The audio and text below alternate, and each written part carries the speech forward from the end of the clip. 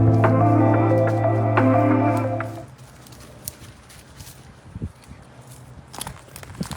morning. Welcome to Let's Get Growing. I know it's only the end of February, but with the winter we've been having, we've got to start getting some spring work done. So the first job we always do in the spring in the garden is we do a bit of cutting back. Not everything, but you know, we've had such a mild winter this year. Snowdrops are in bloom already in the garden, and really coming along. And we've got to do 2 plants right away so we don't impede their spring bloom when it comes. And that is Epimediums and Hellebores. So we've got a nice patch of Hellebores right here.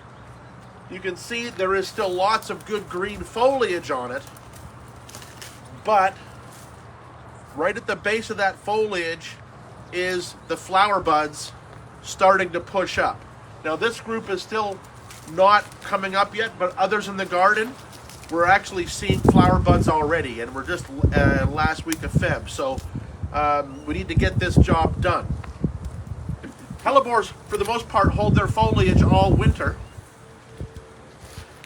and it's important to leave that foliage there in the fall, because hellebores grow in the spring, and then in the fall they're growing, and that's when the flower buds are produced. So you want to keep that foliage on them as long as possible. So, well, it's a bit maybe more inconvenient to do it on a day like today. We don't want to take the foliage off in the fall because we want it to be strong enough, the plants to be strong enough to bloom well. So now this foliage has done its job. It's not going to do any more for us. So we'll just go in and start removing it. We'll find the clumps here.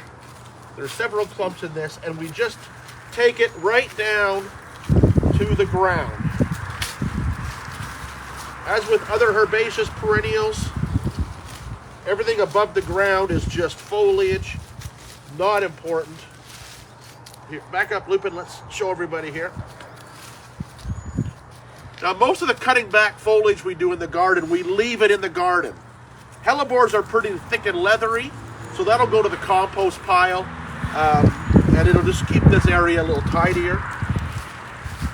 So we'll just keep cutting back, get rid of all that foliage now, because you don't need it. Right after the flowers is going to come a whole crop of spring foliage, and it'll look great for the summer. So I'm going to take that hellebore foliage away,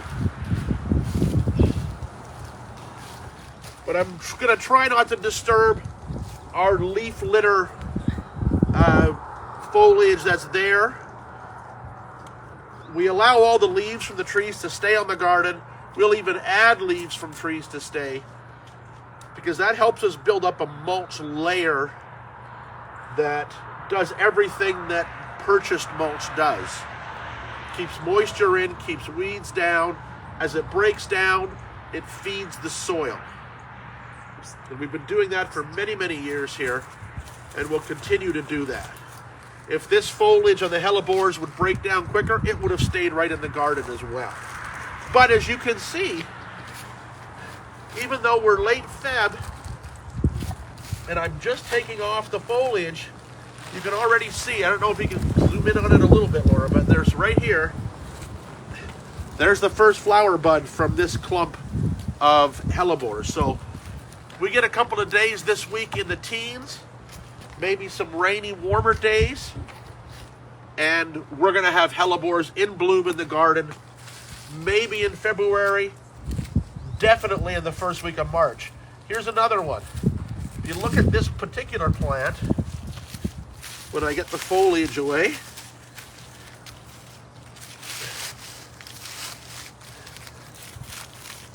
right in there I can see already 1, 2, 3, 4, 5, at least 6 spikes of bloom on that one plant that are ready to explode. As well, because these were a bit covered, There's some snowdrops in here with them, and once we clear away that hellebore foliage, those snowdrops are going to come into bloom, and they'll be a nice complement to the snowdrops. So we'll come back to these. We'll finish cutting back these hellebores. We're going to go over to the other part of the garden here and have a look at the epimediums.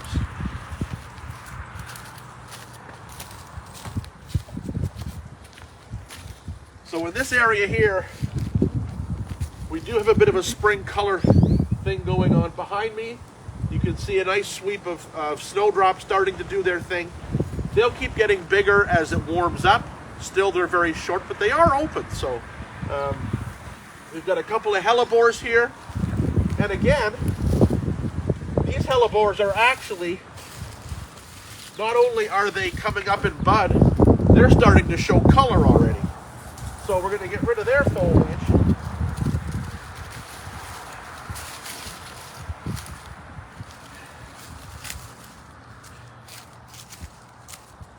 Carefully cut around. Get rid of that hellebore old foliage.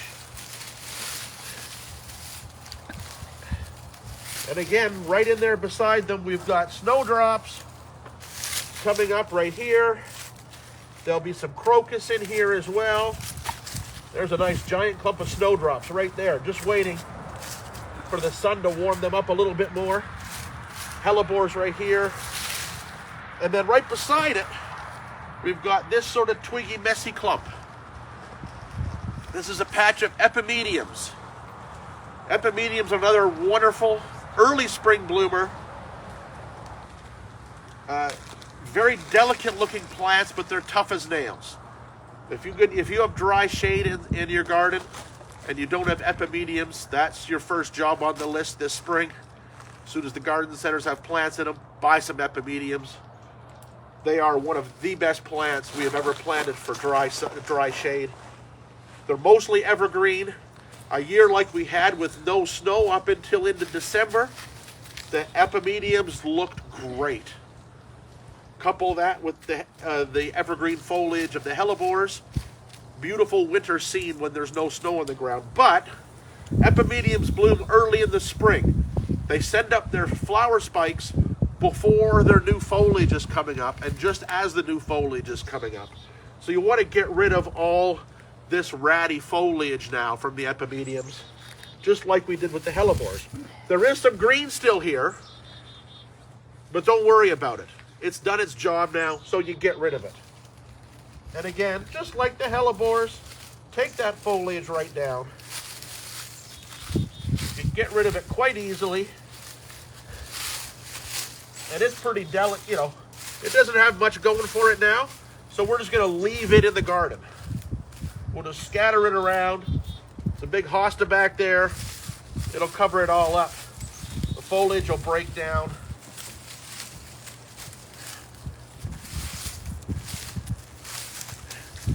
And we will have a beautiful spring scene in the garden here.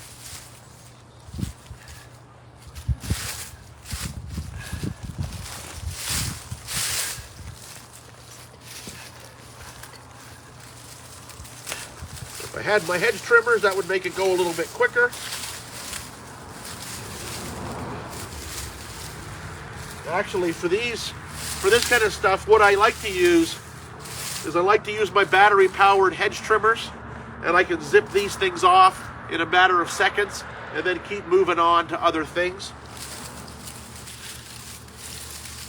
But you get the idea. Just keep cutting them down. Everything above ground is just leaves and leaf stems.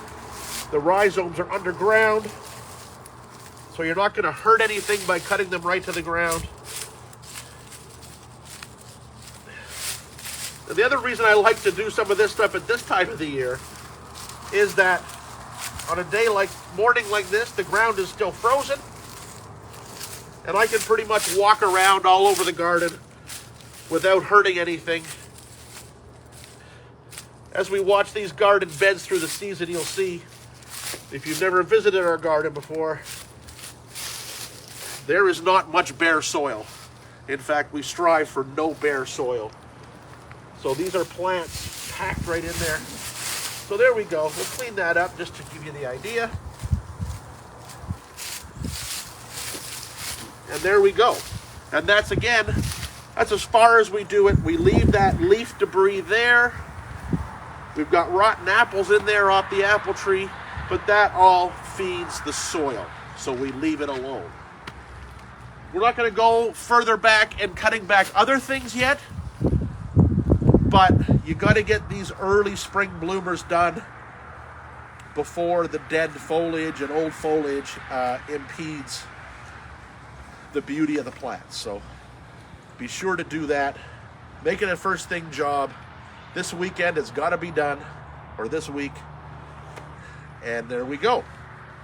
Do we have any questions kicking in, Laura, today? So we have one question. Betty would like to grow teddy bear sunflowers this year. Is there anything she should know to get them to do well? Sunflowers are an interesting beast. Most sunflowers, you can just plant the seed out in the ground, let it germinate on its own. Full sun, of course, is best. For us, we have, chipmunks.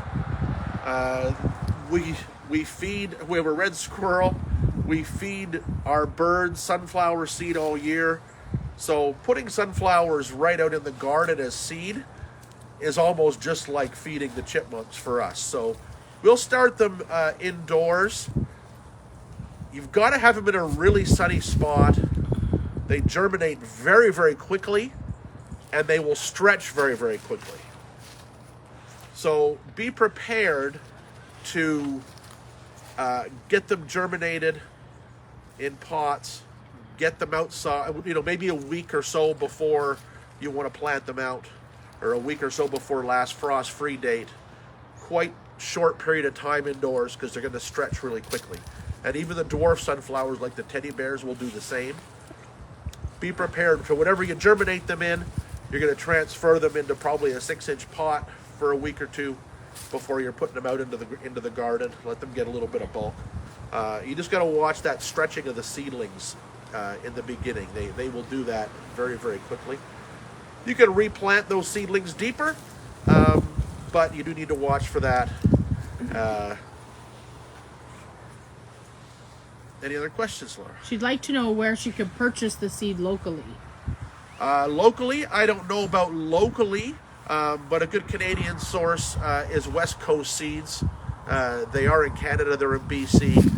They have a great selection of vegetables and some interesting flowering plants as well, annuals, perennials. And they're a good Canadian company, so there you go. I suspect William Dam Seed in Ontario here probably carries it as well. Be worth checking their website as well. And you know what? The garden centers that are around, that's a popular one. They might have them on their seed racks as well. Good garden centers like our Vandermeers we have close to us and down in Ajax, they'll have half a dozen different company seed racks, and you can likely find them on a seed rack. With some Seedy Saturdays coming up, might you find them there? There's a lot of Seedy Saturdays coming up. A lot of different garden clubs put on a Seedy Saturday. There's a Seedy Saturday coming up at the Evergreen Brickworks. Worth getting out, supporting those groups, and see if you can find the seed at those places as well. Sure, there's lots of different options to look for the seed for sure. So Bruce has a large hellebore that has never bloomed. What should he do to it? Well, I think if it's never bloomed, it probably needs more sun. That would be my guess. They are somewhat shade-loving plants, but if you look at these clumps that we were just looking at, these are in easily half-day sun and thrive. I think we always consider them to be a shade plant, and while that's somewhat true, I think to get good bloom, we want to keep them out in a bit more sun. Also, I think you need to watch the planting depth too. It's very easy to plant them too deeply when you first get them from the garden centers. So watch that. Maybe keep them a little bit higher. The crown's a little higher up. Other than that, they're actually not difficult to dig and divide. They don't like it a lot, but it's possible. Treat them like a peony. You can do it right after bloom in the spring, probably be the best time. Although I've seen them hellebores are funny. They sort of have a summer dormant period where they're in leaf, but they're just sitting there. And I've seen them dug and split even in midsummer. So try that. Then they get into their fall growth cycle, and it should settle them in. But be prepared to take big divisions and not try to get too small of pieces, or you'll lose them. Any other questions, Laura? Yeah. Sophie would like to know, when is the best time to plant Echinacea? There are some new gorgeous ones available, but she'd like to know how to get them to survive our winters. Well, getting Echinaceas to survive the winter, the funny thing is people always say, well, they're not hardy, they're not hardy, they're not hardy. But really, all the Echinacea species that are used in the breeding of all these great colors we've had over the last number of years are all hardy plants. Part of the issue is how we handle our Echinaceas when we first get them. When you're shopping for Echinaceas, always look at the crowns. You want to have multiple crowns on the plant. A single crown is dangerous. Also, when you plant them, if you only have a single crown or it's a small plant, keep it in a pot for a while. Let it bulk up in a pot. It's easier to keep an eye on it. If the plant is a single crown, you have to watch. And if that plant starts to flower in its first year, and actually even if it's a multiple crown plant, do not let them bloom the first year. Echinaceas will put tons of energy into producing flowers at the expense of producing new crowns to prolong the plant's life. So don't be too quick. Remember the word perennial. Means year after year. These are not a one-season blooming thing. You get them in, you cut the flowers off the first year, allow the plant to settle in, and you'll be much better off in future years. And the newer cultivars that are the good colors, that are really interesting colors, are getting to be better and better plants all the time. Initially, the first ones that came out, the plants weren't great, but the colors were unique. Now we're seeing growers have figured out some tricks for those young Echinaceas. So we're seeing good pots full of shoots and good clumps right from the start. So should be making it easier, but always look out for a good clump of crowns. No bloom the first year. Sophie has many hellebore seedlings. When is the best time to move them, and how long until they bloom? Hellebore seedlings, you usually, a couple of seasons is fine. A couple of seasons is fine before they bloom. Maybe the third season. Depends how well they're looked after. If they're just in dry shade and going on their own, it might take a little longer. Moving them can be tricky. You can sometimes move the seedlings as you see them in the spring, because they'll germinate around the clump of the plant where the seed fell. But when I do that, and I've done it before, but the root gets so long so quickly that you have to be careful. So I would think leave the seedlings in place, thin them out a little bit maybe, to encourage sort of individual seedlings that have some space to grow. Probably by the end of that first summer, you'll have a couple of good leaves on it, you'll have a bit of a crown built up, and you probably can move that plant late summer of its first year, or spring of its second year once it's had a winter to settle in and be there, and you should be able to move seedlings relatively easily. Shannon would like to know if it's too late to sow annual poppies. I just did them this past week, so no, absolutely not. There's lots of different methods that you see out there. Some people will come out where there's some snow on the ground now and just scatter the seed. You can do that, but poppies are actually a regular standard warm germinating seed. So what I do with my poppies is I germinate them in trays. As they're growing, I thin out a bunch of the seedlings, because when you just scatter them, if you don't thin out the seedlings, you get little tiny weak clusters of plants with small flowers. So in the trays, I thin the seedlings out. As those seedlings that I leave in the trays get bigger, I thin them out a little bit more, and then I'll transplant them to individual pots. And then by, mid-spring, I can be planting out 4-inch pots of poppies. And we'll actually cover poppies once they start germinating, and in a couple of weeks we'll look at poppies and how we do that process.